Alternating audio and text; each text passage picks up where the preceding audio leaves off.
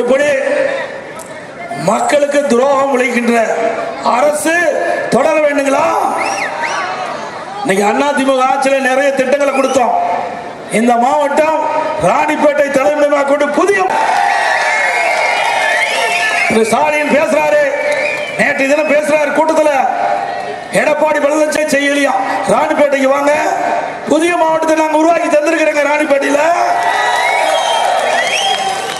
திருப்பத்தூர்ல புதிய மாவட்டம்.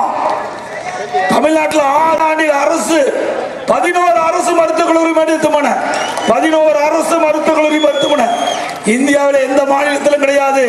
6 சட்டக்கல்லூரி, 21 பாலிடெக்னிக் கல்லூரி, 68 கலை மற்றும் அறிவியல் கல்லூரி, 4 பொறியியலே முதல் கால்நடை பூங்கா சேலம் மாவட்டம் தலைவாசல்ல. இப்படி பல திட்டங்களை கொண்டிருக்கிறது ஸ்டாலின் அவர்களே. ஏன்னா உங்களுக்கு தான் ஒன்றும் தெரியாது, தெரிஞ்சா தானே நீங்க இதையெல்லாம் பேச முடியும். இன்றைக்கு ஸ்டாலின் பேசுறாரு, தமிழ்நாட்டுக்கும் டெல்லிக்கு தான் பிரச்சனையா. அவர் டெல்லியிலே இருக்கிறார், தமிழ்நாட்டுக்கு வந்தா தானே தமிழ்நாட்டு மக்கள் பிரச்சனை தெரியும். தமிழ்நாட்டுக்கு வாங்க ஸ்டாலின், இன்னைக்கு அண்ணன் என்ன குறைன்னு சொல்லு, நான் பதில் சொல்ல தயார். எந்த இடத்துக்கு அழைச்சாலும் நான் தனியா வர்றேன். நீங்க கேட்கிற கேள்விக்கு பதில் சொல்றான், நாங்க கேட்கிற கேள்விக்கு நீங்க பதில் சொல்லுங்க. தெரியாது.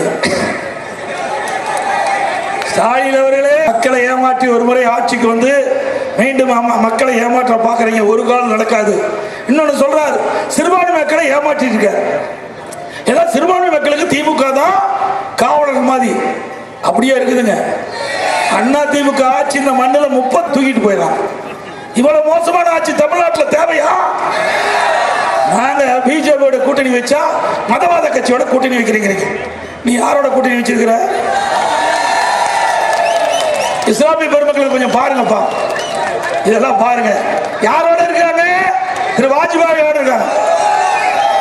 ஏங்க, பிஜேபிக்கு 1999ஆம் ஆண்டு நாடாளுமன்ற தேர்தல் அப்போ இந்த திமுக பாரதிய ஜனதாவோட கூட்டணி வச்சிருந்தாங்க. 2001 சட்டமன்ற பொதுத் தேர்தல் அப்போ பாரதிய ஜனதாவோட திமுக கூட்டணி வச்சது. அப்பெல்லாம் பாரதிய ஜனதா கட்சி மதவாத கட்சின்னு தெரியாதா? யார்